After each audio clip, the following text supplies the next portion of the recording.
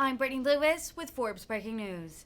On Friday, Florida Governor Ron DeSantis responded to California Governor Gavin Newsom running ads urging Florida residents to come to his state. The ads are widely seen as an attempt by the California Democrat to boost his national profile. They promise, quote, freedom to those willing to leave the Sunshine State for the Golden State.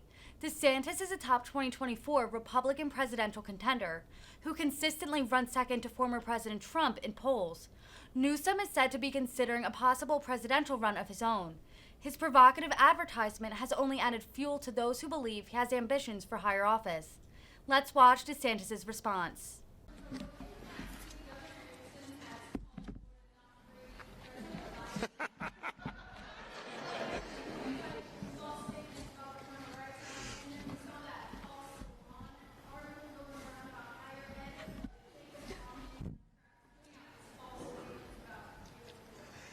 Well, look, I'm like this. Everyone wants to talk about me in Florida. I mean, like, I'm just sitting here, little old me, doing my job.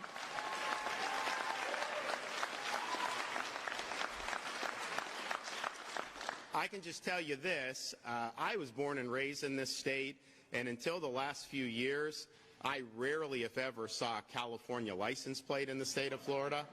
You now see a lot of them. I can tell you, if you go to California, you ain't seeing very many Florida license plates.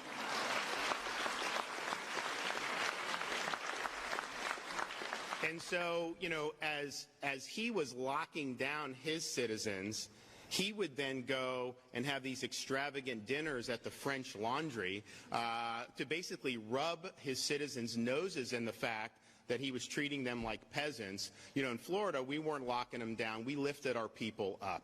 We made sure to protect individuals' freedoms. We guaranteed everybody to have a right to work, to earn a living, put food on the table. We guaranteed the right of small businesses in particular to be able to operate, and that saved hundreds of thousands of jobs and many thousands of businesses from going under.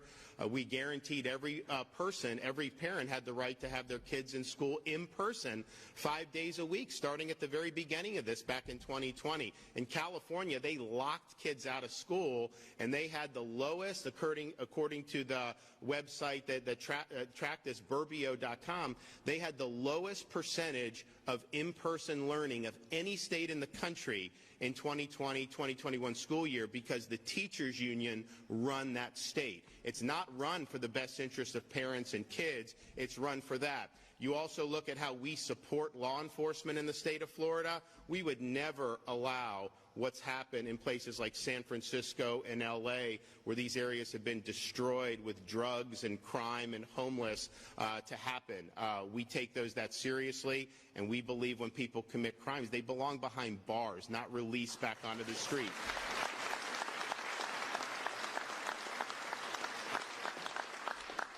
I would also just note that in Florida, we've actually had, even through COVID, have had a domestic tourism boom.